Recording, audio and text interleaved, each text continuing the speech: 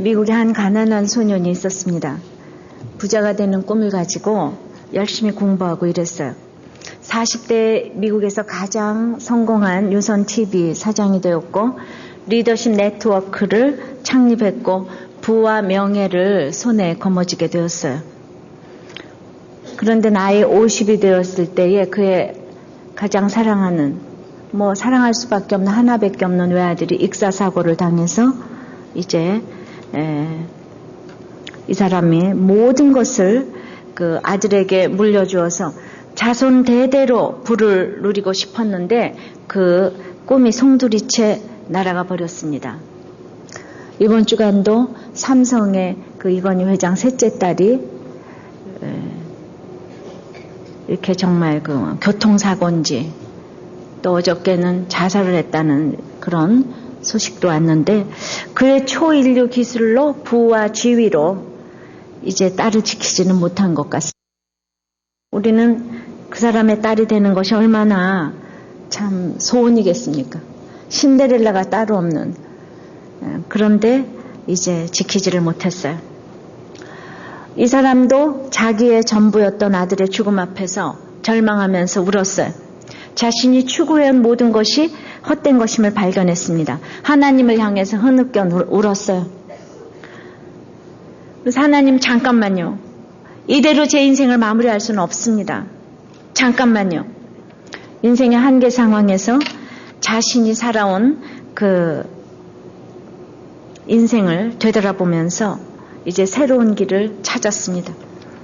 이 사람이 하프타임이라는 책을 쓴 유명한 그 밥 버포드라는 사람입니다.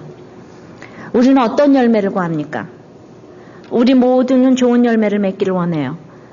그러나 그 열매가 나와 다른 사람의 그 행복을 위해서 어떤 영향을 주는지 우리는 진지하게 고민을 해보아야 합니다. 우리가 좋은 열매를 맺기 위해서 배워야 할 것이 무엇입니까? 첫째, 오늘 본문 말씀을 통해서 거짓 선지자를 삼가라고 합니다. 7장, 마태복음 7장 15절입니다. 한번 읽어보겠어요. 시작. 거짓 선지자들을 삼가라. 양의 옷을 입고 너희에게 나오나 속에는 노략질하는 일이라. 우리가 팔복을 들어가면서 마태복음 5장에 심령이 가난한 자는 복이 있나니 천국이 저희 것이며 그랬는데 이제 팔복의 산상수는 7장이 마감하면서 오늘 이제 이제 하나님 뜻대로 행하는 자라야 천국에 들어간다고 그랬는데 천국에 들어가는 자가 누구인가로 지금 결론을 내고 있잖아요. 근데 가장 중요한 사람이 거짓 선지자. 우리가 좁은 문으로 들어가라고, 남을 대접하기 위해서 좁은 문으로 들어가라고 그랬는데 그 일을 방해하는 제일 우두머리가 거짓 선지자라는 겁니다.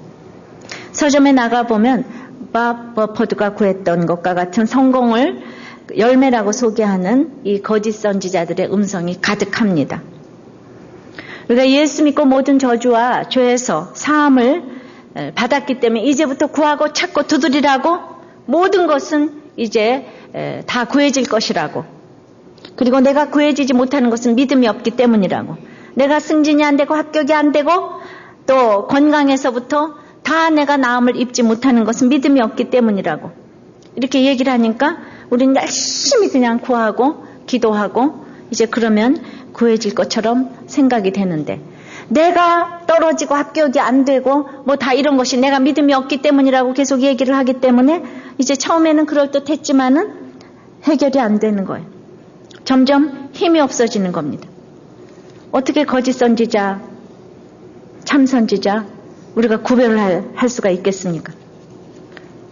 거짓 선지자와 참 선지자를 구별하는 그 AD 1세기 때 100년쯤 전에 이런 디다케라는 고대 문서에 이런 기준이 있어요. 선지자를 대하는 법도 제시했어요. 참 선지자를 만나면 최고로 높이고 영접하고 교훈을 따르라고 그러고, 선지자가 말씀을 자유롭게 전하도록 환경을 보존하라고 그러고, 집에 와서 하루를 머물다 가면 아주 대접을 잘하래요.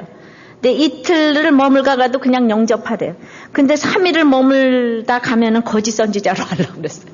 3일을 또 빵 이외에 다른 것을 요구하는 것이 없으면 참 선지자로 알되 그의 돈을 요구하면 거짓 선지자로 할래요. 가르침을 받되 스스로 행하지 않거든 거짓 선지자로 알래요.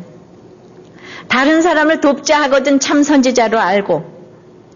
그래서 이런 2000년 전에 이런 그 디다케라는 그 문서가 있었는데, 지금 우리가 미가서 그 마태복음 조금 앞에 있어요. 미가서 3장에 보면은요, 거짓 선지자들이 이렇게 원한대요. 미가서 3장을 좀 보실까요? 1280cm. 마태복음을 이렇게 손에다 딱 잡아놓고 거기서부터 약간만 앞으로 넘기면은 구약의 미가서, 제가 가진 성경은 1293페이지인데요. 망하기 직전에 거짓 선지자들의 행동을 여기에다가 이제 썼어요. 3장 1절서부터 좀 읽어보면, 내가 또 이르노니 야곱의 두령들과 이스라엘 족속의 치리자들아, 청컨대 들으라. 이제 마지막에 지도자들은요, 이렇게 막 얼마나 안 들으면 막 청컨대 들으라고 그래. 음성을 좀 들으라고. 공의는 너희 알 것이 아니냐. 너희가 선을 미워하고 악을 좋아하여 내 백성의 가죽을 벗기고 그 뼈에서 살을 뜯어 그들의 살을 먹으며 그 가죽을 벗기며 그 뼈를 꺾어 다지기를 남비와 솥 가운데 담을 고기처럼 한다고. 백성을 달달 볶아서 냄비에서 이제 지져 먹을 고기처럼 이렇게 달달 볶는답니다. 그때 그들이 여호와께 부르짖을지라도 응답지 아니하시고 그들의 행위 악한 대로 그들 앞에 얼굴을 가리우시리라. 내 백성을 유혹하는 선지자는 이에 물면 평강을 외치나, 그러니까 이에 먹을 것을 주면 평강하다, 모든 것이 잘 됩니다, 이렇게 외치나 그는 입에 무엇을 채워주지 않은 자에게는 전쟁을 준비하는도다. 뭘 주지 않으면은 이 집안에 우환이 있겠다, 학교가 떨어지겠다, 정성을 바쳐라, 지금 이 얘기입니다. 이런 선지자에 대하여 여호와께서 가라사대, 그러므로 너희가 밤을 만나리니 이상을 보지 못할 것이요 흑암을 만나리니 점치지 못하리라 하셨느니 이 선지자 위에는 해가 져서 낮이 캄캄할 것이라. 그러니까 이런 선지자는 아무리 성경을 봐도 깨달음이 없어요. 아무리 해도 밤밖에 없어요. 그러니까 점점 이제 위험만 하게 되고 전쟁만 한다는 겁니다. 이게 성경에 나온 얘기예요. 이 거짓 선지자들을 삼가라고 합니다. 거짓 선지자는 하나님께 소명을 받지 않았는데 받은 것처럼 행하는 자들이에요. 참 선지자 이제 모습을 내기 때문에 이 겉모습은 양의 옷을 입고 왔기 때문에 구별하기가 어렵다고 해요. 어떤 목사님이 그랬어요. 양이 양의 옷을 입고 나오는 것과 이리가 양의 옷을 입고 나오는 것과 어떤 것이 더 양처럼 보이겠던가. 여러분 스무고개 해볼까요? 어떤 게 더 양처럼 보이겠습니까? 이리가 훨씬 양 같다는 거예요. 왜냐하면 진짜는 그렇게 노력을 하지 않잖아요. 진짜니까. 근데 가짜는 너무 노력하기 때문에 맨 처음에 보는 사람은 가짜를 진짜로 본다는 것입니다. 자, 속에는 노략질하는 이리래요. 노략은 강도와 사기꾼이랍니다. 근데 이리는 동물이에요. 동물로서 사람까지 해치는 아주 매우 사나운 육식동물이면서 자기를 초식동물로 가장하고 양들을 아주 자주 습격을 했어요. 우리도 양처럼 주를 위하여 죽으리라 해도 우리는 양처럼 겁이 많은 사람. 양은 얼마나 겁이 많은지 몰라요. 그냥 누우면은 정말 그 어떤 캐스트 다운 해가지고 이제 어찌하여 낭망하는 거, 왜 시편에 그런 거 있습니다. 우리가 양처럼 낭망해가지고 이렇게 캐스트 다운 뒤집어지면은 그 다음에는 한 30분만 지나도 배에 가스가 차가지고 일어날 줄을 모르는 게 양이래요. 양의 그 목양을 한 목자들의 말을 들어보면은 30분쯤 있으면은 그냥 헐떡거리다가 그냥 죽어간다는 걸. 그러면 독수리가 와서 배를 가르고 내장을 다 먹고, 양은 아무것도 할 줄 모르는. 그래서 정말 우리와 똑같이 우리가 이사야처럼, 이사야에서 말씀하신 것처럼 우리는 다 양 같아서 그릇 행하여 각기 제 길로 갔다고 그랬어요. 양이 순해 보이지만은 우리는 그릇 행하는 것에 완전히 전공 과목인 사람들이에요. 양 같아서. 겉으로 보기엔 양 같은데, 그런데 이런 겁 많은 양을 막 협박하는 게 거짓 선지자예요. 그래서 교회에서 죄를 지어서 그렇다는 둥, 죄와 회개에 대한 말을 똑같이 하지만은 막 억누르면서 합니다. 그래서 밖에서도 염려인데 교회까지 와서 염려가 돼가지고 도무지 누울 수가 없어요. 걱정이 돼서 누울 수가 없어요. 내 죄가 있기는 있는데 그것 때문에 염려가 돼서 누울 수가 없다면은 그렇게 처방을 한다면 이건 거짓 선지자의 처방이라는 겁니다. 이제 제가 십몇 년 전에 그 스코틀랜드에서 목양을 하면서 이제 하시는 그 목사님의 얘기를 제가 들은 적이 있어요. 그 목양. 그런데 봄철에 주로 나타나는 현상인데 그 이리, 늑대, 여우, 양들이 가장 결정적으로 무서워하는 것이 그 여우인데 말이죠. 그 여우가 양 앞에서 부리는 재주가 어찌나 희한한지 목자가 그 여우 쫓으러 갔다가 너무나 희한해서 구경을 한다는 거예요. 그러니까 우리가 막 여우가 우리 앞에서 재주를 부리면 쫓아야 되는데 다 구경하다가 다 밥이 되는 거예요. 똑같습니다. 그래서 이제 그 여우가 양들이 새끼를 치면은 돌담을 통해서 따로 수영을 하는데 그 안에는 아주 좋은 풀들이 있는 거예요. 새끼들이 먹어야 되니까. 그런데 이제 이 새끼들이 먹이잖아요. 여우가 위에서 이제 내려다보고 이른 새벽에 형체를 알 수 없을 때 차근차근 내려오는데 차근차근 내려오니까 양들이 여우가 자기들에게 전혀 관심이 없도록 생각하도록 이제 그렇게 내려오다가 나중에 가속이 붙어서 딱 내려와가지고 담장에 딱 올라붙는다는 거예요. 그리고는 또 올라가서 우로 좌로 딱 관찰을 한답니다. 그리고는 또 전혀 상관없는 것처럼 가만히 있대. 근데 그때 그 가만히 있는 모습이 양새끼들을 보면서 저건 내 밥이구나 하면서 그냥 눈초리가 반짝반짝 하면서 얼마나 여유 있는 모습으로 보는지. 근데 그러다가 이제 누군가 여우의 존재를 알아봐오고 사방이 어수선해지고 시끄러워질 때 그때 딱 공격을 한대요. 근데 양들이 또 어쩔 줄 몰라가지고 이쪽으로 저쪽으로 몰리는데 양들을 뺑뺑이를 돌리는데 그러다가 또 여우가 가만히 있으면 양들도 뺑뺑이 돌다가 또 가만히 있대요. 얼마나 양이 아둔한지. 그러니까 이제 이 양들이 눈으로 보면 360도를 다 볼 것 같은데 양들은 자기 코만 아주 집중해서 본답니다. 자기 코밖에 못 본대. 그래서 사실은 시선이 참 산만하대요. 우리도 자기 십자가만 바라보는 것 같아도 우리 딴 곳에 시선을 많이 둬요. 그러니까 양들처럼 시선이 자기 코앞밖에 모르니까 가다가 여기 풀이 있구나 그러면은 정신을 못 차리고 다 길을 잃어버린다는 거예요. 먼 데를 못 본다는 거예요. 그래가지고 그 양을 이용해서 여우가 계속 뺑뺑이를 돌리다가 골릴 대로 골리다가 왔다리 갔다리 하다가 앉았다가 가만히 있다가 그러면은 이제 누가 약하고 강한지를 딱 알아낸다는 거예요, 여우가. 그래서 이제 그쪽에서 도태되는 사람들이 있어요. 도태되는 양이 있어요, 이제. 막 뺑뺑이 돌리면. 그래서 거기서 약한 양을 딱 찍어가지고 이제 잡아먹는 거죠. 그런데 한여름에 말이죠. 한 마리가 300마리 새끼를 죽인다는 거예요. 300마리 새끼를 잡아먹는다는 거예요. 배고파서 죽이는 게 아니라 나중에는 이제 골리느라고 죽인대요.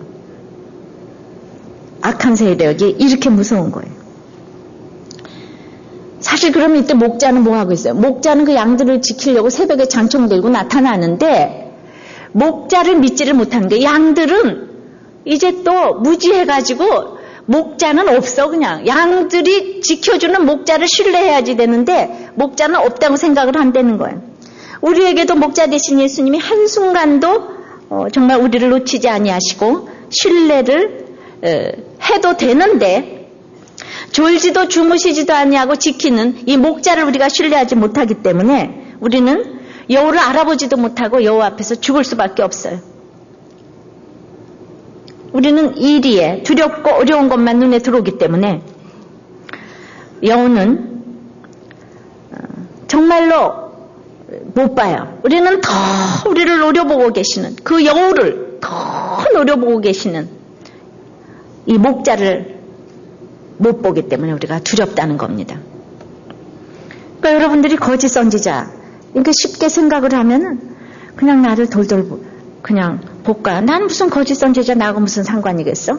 그러니까 나한테 주신 음성을 들을 때 그렇게 희한하게 나 앞에서 재주를 부리는 여우가 우리한테 얼마나 많습니까? 우리 아가서 그대 포도원을 허는 작은 여우를 삼가라 그러잖아요. 찾으라 그러잖아요. 그냥 쫓아야지 하다가 다들 그냥 인사불성이 돼서 쫓아다니는 거예요. 자기가 잡혀 죽을 줄도 모르면서. 그러니까 우리가 그 어떤 사람은 내가 이단에 끌려 들어갔으면 수차나 알 텐데 교묘하게 나를 그런 그 영혼을 항폐화시킨 어떤 사람에 대해서 얘기를 썼어요. 그러니까 뭐라고 그랬냐면은 그 율법의 죄짐에서 해방해 주시는 십자가와 예수님을 인격적으로 만나게 된 것 같아서 거기서 매 예배 때마다 펑펑 울었답니다. 그런데 다윗이 약할 때 압살롬이 백성의 마음을 도둑질했다고 그랬는데 이제 그거하고 지금 똑같다는 거예요.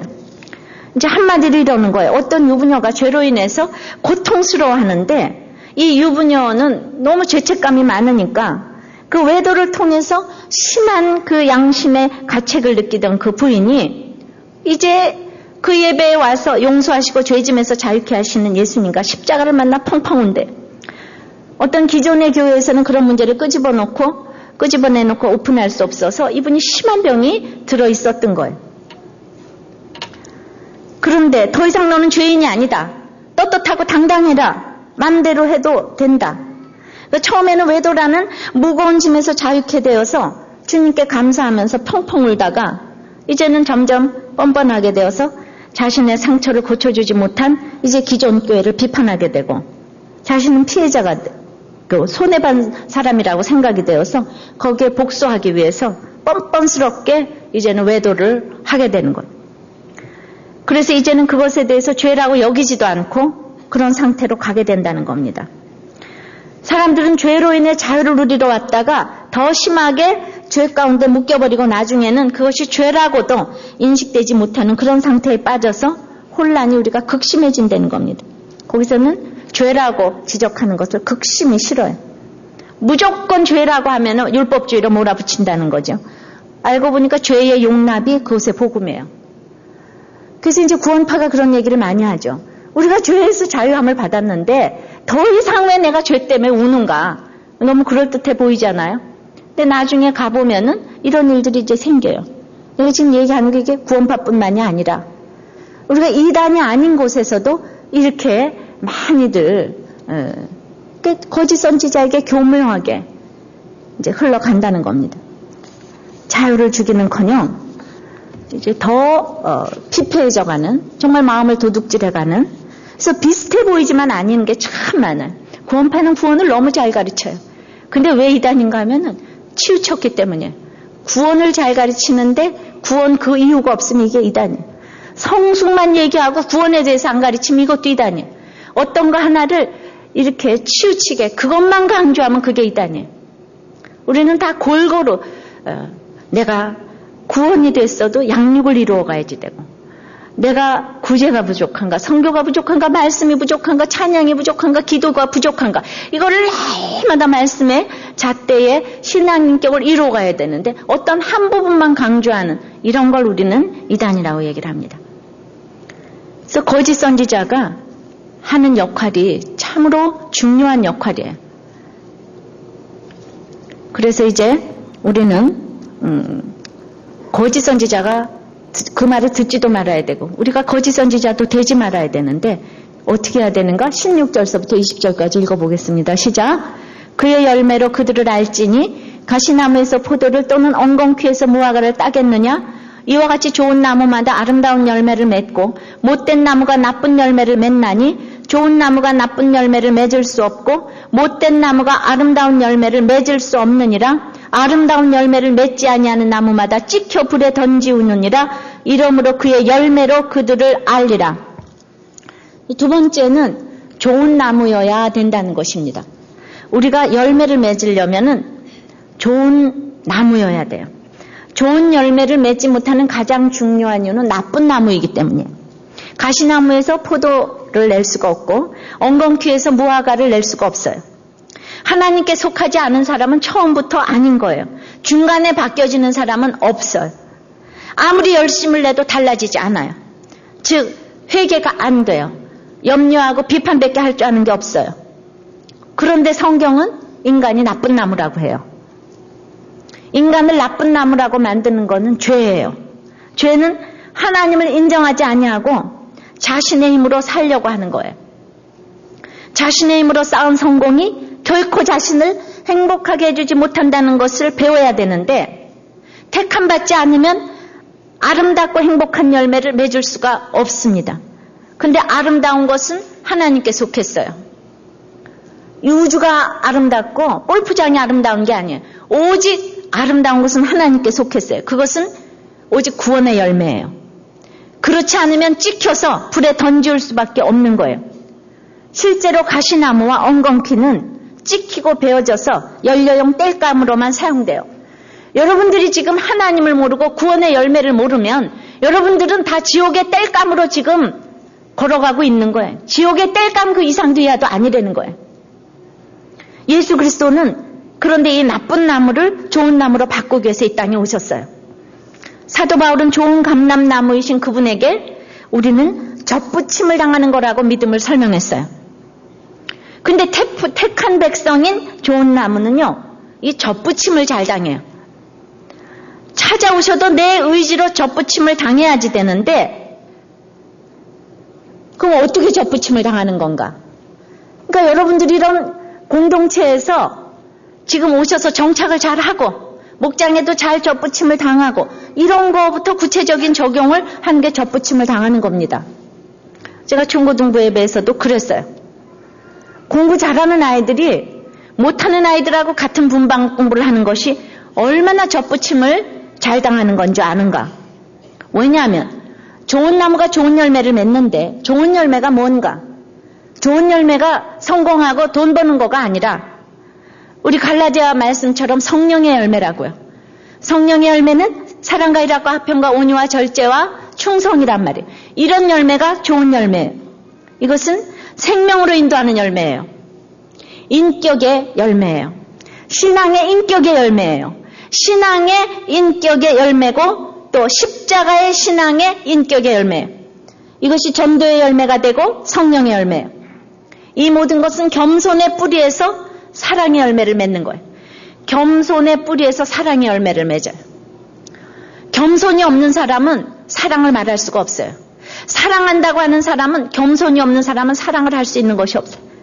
겸손의 뿌리는 이제 성령에서부터 비롯이 되는데, 이렇게 강남 한복판에서 좋은 교육을 받아서 좋은 사람들하고 신앙생활을 한다고 좋은 열매를 맺는 게 아니에요. 뭐 이런 표현을 해서 뭐 하겠지만은 365일 서울대학교 수능 이런 거에 대해서 온 국민이 관심을 가져도 서울대학 출신 중에서 유명한 목사는 거의 없다고 해도 과언이 아니에요. 우리가 영예 직분이 최고 아닙니까? 그런데 영예 직분 중에서 정말 물론 있지만은 정말 유명하다고 하시는 분들, 그러니까 지금 이렇게 좋은 데서 교육 잘 받는다고 그래서 여기서 뭐 대단한 일꾼들이 나온다고 착각하지 마시라는 얘기죠. 그래도 우리는 그냥 강남 한복판에서 굉장히 가난한 교회가 돼서 얼마나 복이 많은지 몰라요. 강남에 안 사는 아이들이 이렇게 많이 있고 힘든 아이들이 많이 있어서 같이 들어가서 공부를 잘해도 못하는 아이들하고 같이 접붙임을 당해야지 돼요. 부자도 가난한 아이들하고 같이 접붙임을 당하고, 이게 좋은 교회예요. 근데 거기 접붙임을 당하기가 싫은 거예요. 택한 백성 아닌 사람들은 다 끼리끼리 놀라고 그래요. 제가 늘 하는 얘기잖아요. 교회 와서도 끼리끼리 놀라고 하고. 좋은 나무는 접붙임을 잘 당해야 돼요. 그래서 맨날 그냥 계산하느라고 정신을 못 차려요. 제가 어제도 누굴 만났지만은 CCC를 다닐 때 인류 학교 다니는 그 학생들이 많이 있었어요. 그때는 또 안 나가면 큰일 나는 줄 알고, 지금부터 30몇 년 전.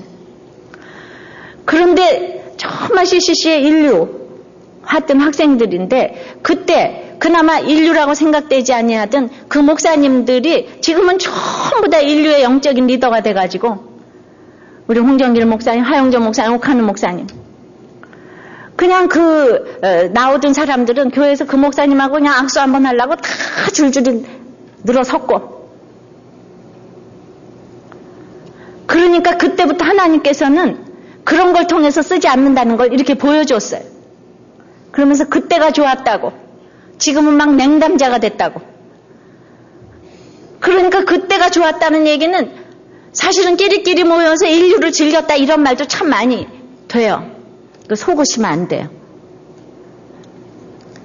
그래서 우리는 정말 그 접붙임을 당한다는 것이 실제로, 그러니까 내가 그 부자인데 가난한 아이들하고 같은 분반 공부를 했을 때 그게 겸손하지 않으면 정착을 해요? 뿌리를 못 붙여.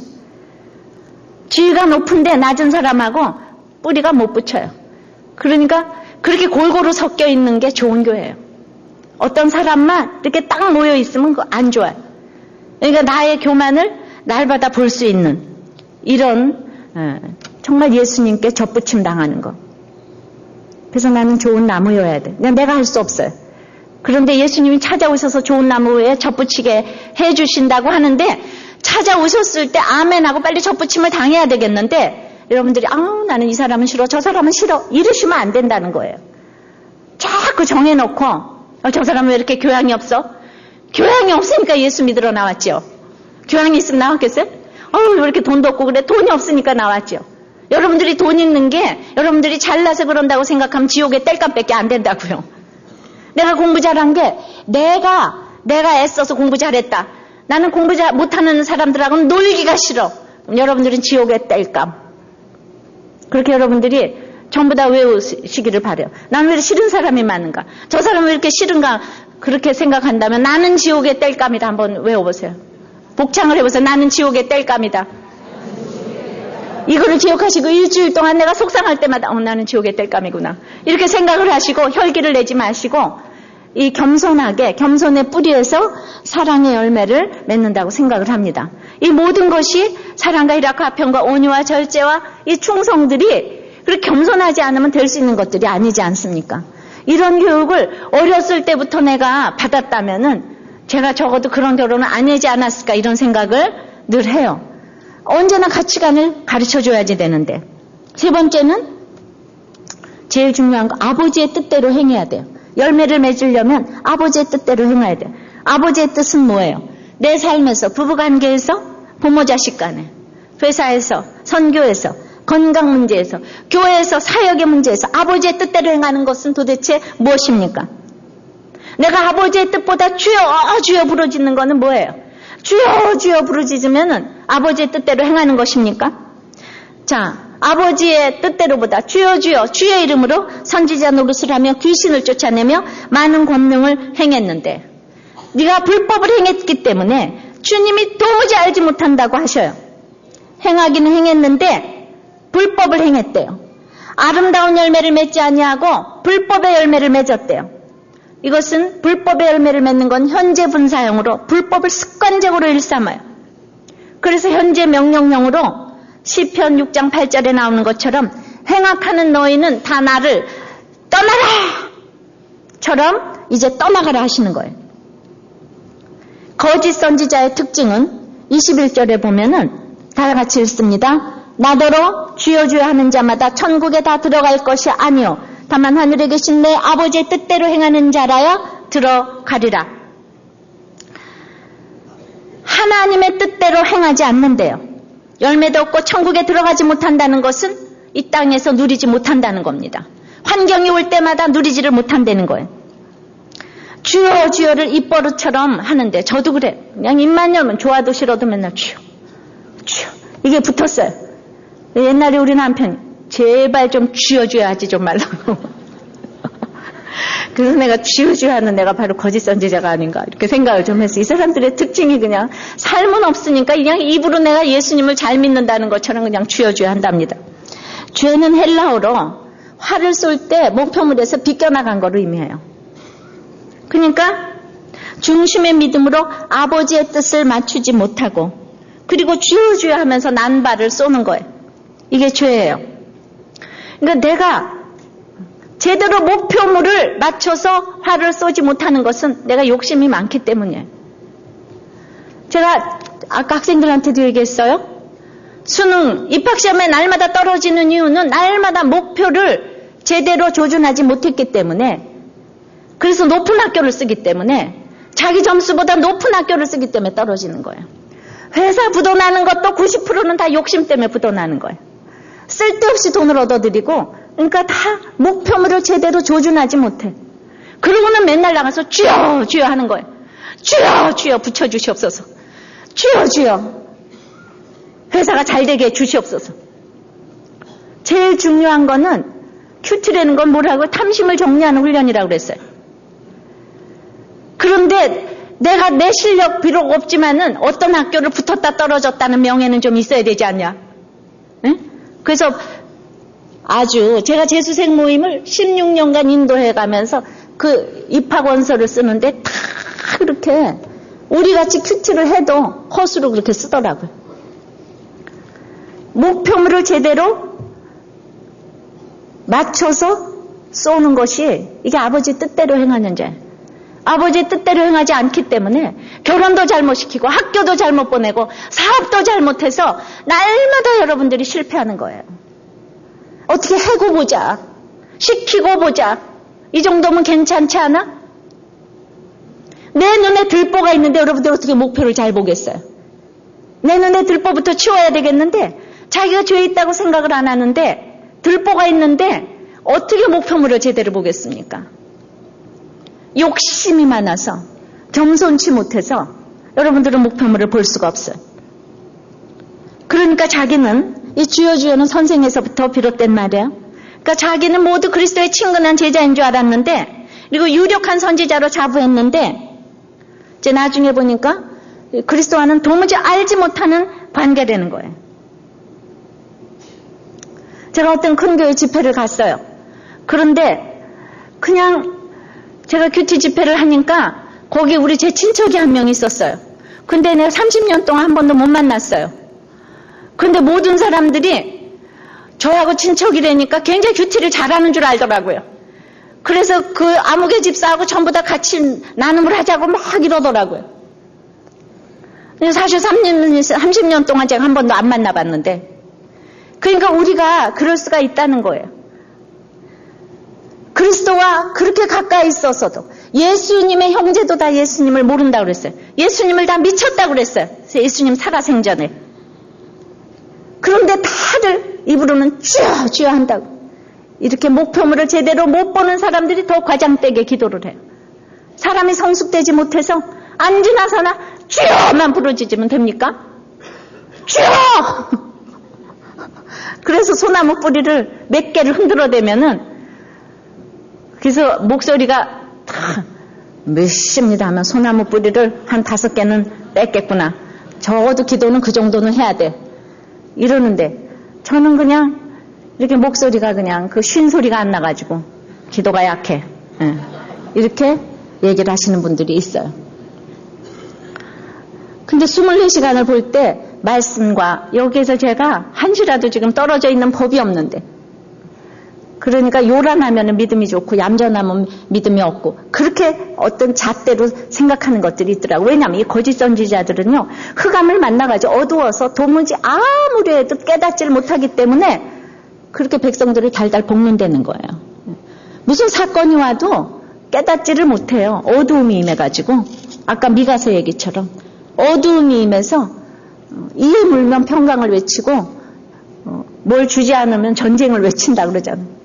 협박을 한다 그러잖아요. 자, 불법을 행하기 때문에 각자의 그날이 있을 때 해결이 안 돼요. 지금 보세요. 그날에 22절에 그날에 많은 사람이 나더러 이르되 주여 주여 우리가 주의 이름으로 선지자 노릇하며 주의 이름으로 귀신을 쫓아내며 주의 이름으로 많은 권능을 행치 아니하였나이까? 근데 그때 내가 저에게 밝히 말하되 내가 저희를 도무지 알지 못하니 불법을 행하는 자들아 내게서 떠나가라 이랬잖아요. 그러니까 이게 무슨 소리입니까? 각자의 그날이 있어요. 내 개인의 종말이 왔을 때 내가 갑자기 주여 주여 하고 선지자 이름으로 쫓아내고 목자를 하고 목사를 하고 몇 명 앞에서 설교를 하고 각자 일을 너무너무 열심히 했는데 내 개인의 종말이 딱 왔어요. 남편이 가거나 애가 가출을 하거나 뭐 그렇게 했는데 이혼을 하거나 내 개인의 종말이 왔어요. 나는 죽을 것 같은 일이 왔어요. 나한테. 그랬을 적에 우리는 성경을 읽었고 선지자 노릇하며 주의 이름으로 귀신도 쫓아내었고 많은 권능을 행했는데 헌금한 게 얼마고 새벽기도 한 게 얼마고 내가 많은 사람들을 제자 훈련을 시켰고 큐티 훈련을 시켰는데 내가 왜 병이 걸리냐? 우리 애가 왜 떨어지냐? 왜 나한테 힘든 일이 생기느냐? 이거 모르겠다 그래요. 구원과 심판에 대해서 준비한 선지자의 얘기를 듣지 않았기 때문에 도무지 거짓 선지자도 망하고 자기가 먹인 양도 다 망하는 거예요. 얼마나 거짓 선지자가 제일 악한 사람인가 하면은 앞서 나온 개하고 돼지하고는 비교할 수 없을 정도로 이 이리는 많은 피해를 주는 거예요. 개, 돼지는 자기나 꿀꿀거리다가 그냥 먹다가 가는데 이 이리는 이 양들을 잡아먹잖아요. 잡아먹잖아요. 내 집에 개나 돼지 같은 악하고 음란한 사람보다 무서운 사람이 이리 같은 거짓 선지자인 거예요. 피해를 주기 때문에. 근데 그들이 양의 옷을 입고 있기 때문에 우리가 분별을 못하는 거예요. 우리한테 적용하면 우리가 교회라도 아예 안 가면 그래도 죄책감이 있을 텐데 열심히 교회는 출석하고 있기 때문에 자기도 속고 남도 속아. 난 그래도 주일 예배 간다. 뭐 가는 건 무조건 와야 되는 거예요. 근데 하나님께 이 성령으로 인침을 받지 못하면 와가지고 이것만 쌓여. 내성만 쌓여요. 항생제 먹어서 내성만 쌓인 것처럼 대단한 복음을 듣고 내성만 쌓이는 것처럼 자기가 그 복음인지 그 믿음인지 착각을 하면서 우리는 시간과 재물과 감정을 도둑질을 당합니다. 거짓 선지자에게 속아서 그렇게 쓸데없는 헛시간을 쓰고 있어요. 겉으로 사랑과 공의를 부르짖어도 속의 동기가 노략질이면 시간이 가면 나타나요. 시간이 가야 나타나기 때문에 처음에 분별이 안 됩니다. 열매로 알 수 있는 거예요. 사람도 산전수전을 겪으면 사람이 진실된지 거짓된지 파악을 해요. 경험이 많기 때문이에요. 특별히 믿지 않는 사람은 있잖아요. 악하고 음란한 것이 이 세상의 특징이기 때문에 경험이 많을수록 저 사람은 음란하구나 악하구나 빨리 파악을 합니다. 그런데 우리가 악하고 음란한 것을 당해보지 않은 어린 시절 그리고 그렇게 힘든 일을 경험해보지 않은 사람일수록 외모와 말씨와 배경에 끌려서 노략질을 당하는 거예요. 교회도 그렇게 노략질을 당하고 결혼도 그렇게 노략질을 당하는 거예요. 외모와 말씨와 배경에 끌려서 다 노략질을 당하는 거예요. 인간은 100% 나쁜 나무라는 것을 우리는 믿으려고 그러지 않아요. 우리는 100% 죄인이라는 것을 믿지 않으려고 해요. 그러니까 믿음만이 나를 구원하네 이것을 허수로 여기기 때문에 그날에 아무리 부르짖어도 내가 너를 도무지 모르노라. 네가 불법을 행하지 않느냐? 넌 예수님의 법을 행치 않았다. 예수님의 법이 넌 교회를 다니면서도 불신결혼하지 않았니? 넌 외모를 보지 않았니? 네가 얼마나 차별을 했냐? 주님께서 얘기하시는 거예요. 네가 주여 주여 하면 다냐? 그때에 아무리 밝히 말해도 예수님께서 아무리 밝히 말해도 내가 너희를 도무지 알지 못하니는 뭔가 하면은 말씀이 열리지를 않아요. 말씀이 깨달아지질 않는 거예요. 내 수준에서의 불법이 있어요.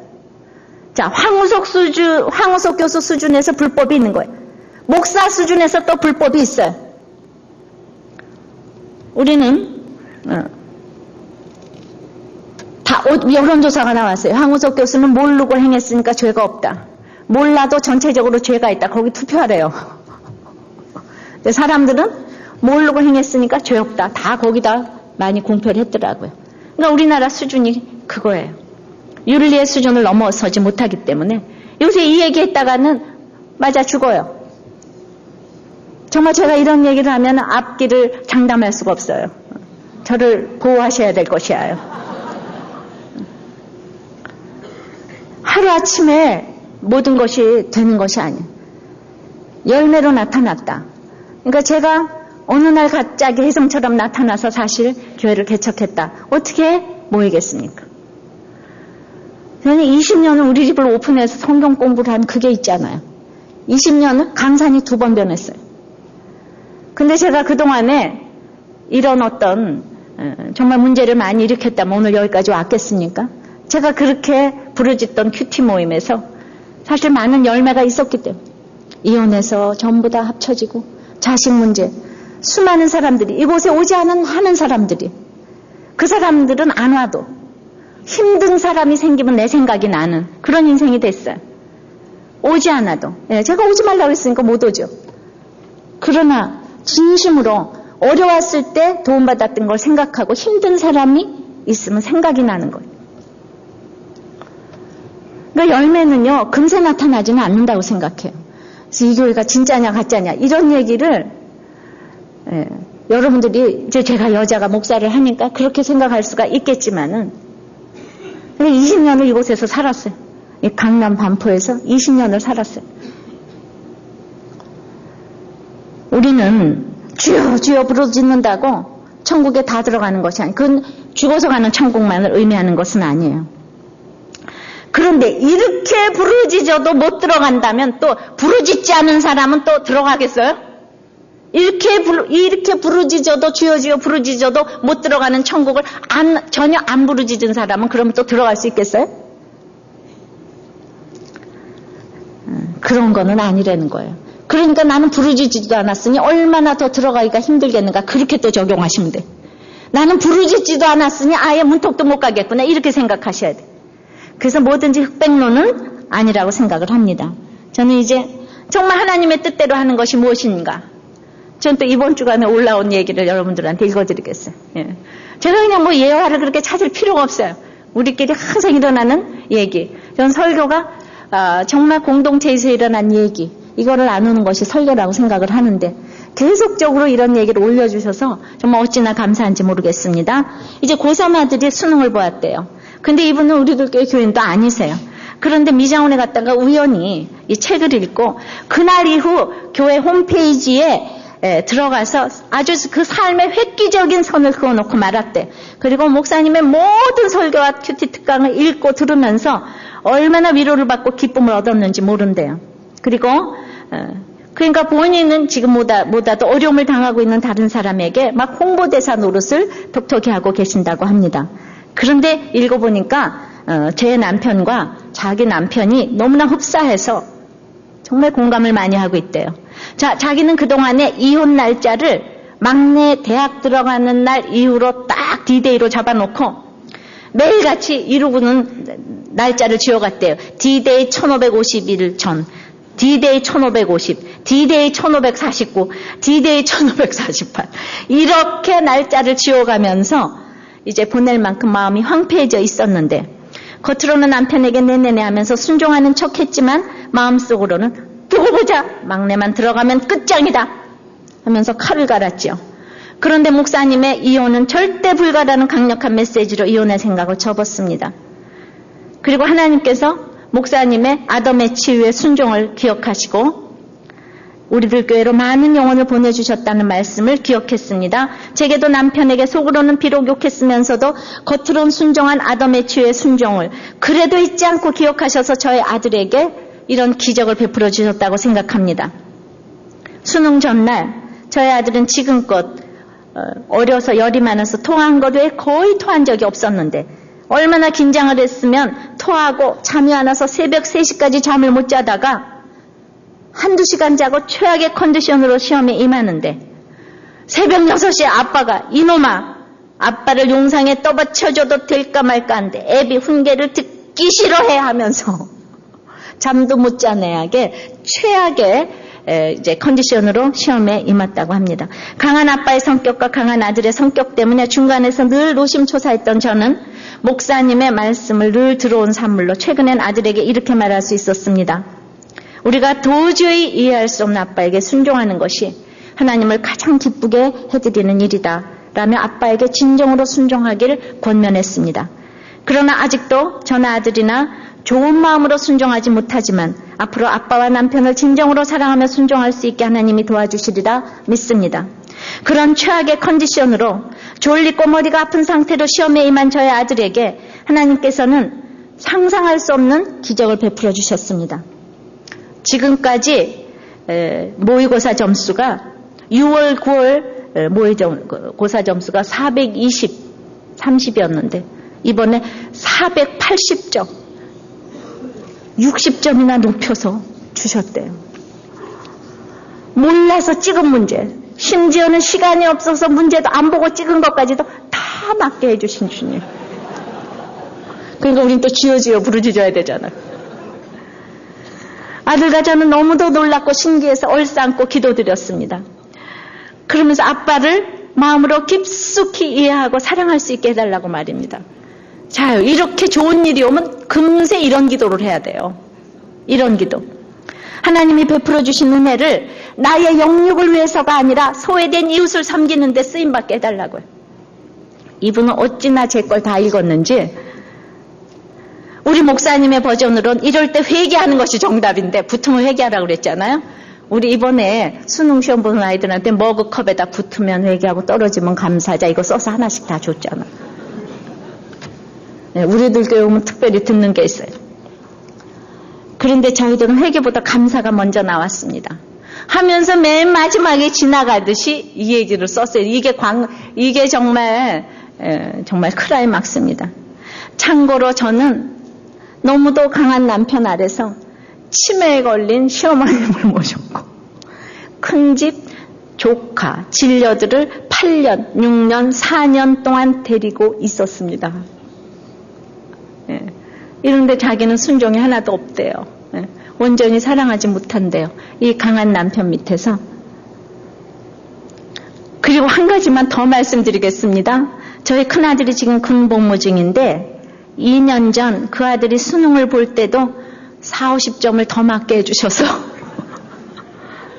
어떤 대학교에 지금 합격하게 도와주셨대요. 그러니까 누구는 이렇게 기도를 했을 때 아이들을 이렇게 점수를 잘 나오게 하는데 또 하나님이 더 크게 쓰는 사람은 그렇게 해도 점수가 또 안 나오는 사람이 있어요. 하나님 뜻대로 행하는 거는 이렇게 목표를 조준을 잘했기 때문에 아니 치매 걸린 강한 남편의 이혼 날짜만 그냥 잡고 있는 그 강한 남편의 치매 걸린 시어머니의 큰집 조카 진려 전부 앞에서 해보니까 지금 20년은 데리고 있었더라고요. 그런데 하나님이 내가 대접받고 싶은 대로 남을 대접하라 했을 적에 그게 최고의 대접이 아니겠습니까? 이 아이들까지 안 해주면 어떡해요? 하나님은 다 알맞게 해주세요. 여러분들이 아이들이 공부를 못해도 다 이유가 있는 것이고 또 안 하면 안 하는 대로 못하면 못하는 대로 다 그냥 하나님의 결정으로 받아들이시기를 바래요. 너무 배부르고 등 따시니까 애나 속을 또 새겨야 돼요. 에? 또 너무 그러니까 그게 다 필요한 거예요. 여긴 숨을 못 쉬겠으니까 애들은 또 자발적으로 살아야 되잖아요. 그래서 뭐가 축복이다 이거는 우리가 단정을 못하는 거예요. 애가 속을 새겨서 뭐 그런 거 없어요. 여러분들이 오늘 이게 열매 맺는 인생 아니겠습니까? 이게 하나님의 뜻대로 사는 인생 아니겠습니까? 여러분들 이렇게 이해하십니까? 예, 이제 말씀을 맺습니다. 각자의 오늘 힘든 환경이 있어요. 그런데 거기서 좋은 열매를 맺으려면은 오늘 거짓 선지자를 삼가라고 그랬어요. 근데 내가 거짓 선지자를 삼갈 수가 없어요. 그래서 좋은 나무가 돼야 돼요. 그리고 그 예수 그리스도께 잘 접붙임을 당하고 있어야 합니다. 이제 아버지의 뜻을 행해야 합니다. 불법을 행하지 않아야 돼요. 그리스도께서 나쁜 나무인 나를 위해서 좋은 나무 되게 하시기 위해서 오셨어요. 내 힘으로 못하는 일을 우리가 주님께 맡기게 해달라고. 각자의 모든 환경에서 열매 맺는 인생은 참으로 시간이 걸려요. 근데 이분이 아무리 힘들어도 말씀을 듣고 기뻐지기 시작을 하면은 그냥 애가 대학교를 붙어도 수능에 시험을 잘 봐도 아빠를 깊숙이 사랑하고 이해하도록 기도하지. 이게 기도가 먼저 나오고 이게 누리는 인생이에요. 이게 열매 맺는 인생이에요. 그러니까 참으로 나의 영육을 위해서가 아니라 소외된 이웃을 섬기는데 그냥 그 쓰임받게 해달라고. 이렇게 기도하는 이 믿음이 이 땅에서 천국을 누리는 믿음이라고요. 하나님의 통치를 받는 믿음이라고요. 어디 나중에 죽어서 가는 천국이 아니에요. 이 땅에서 이미 천국을 누리는 것입니다. 믿습니까? 이런 열매 맺는 인생 되게 해달라고 우리 다 같이 찬송합니다.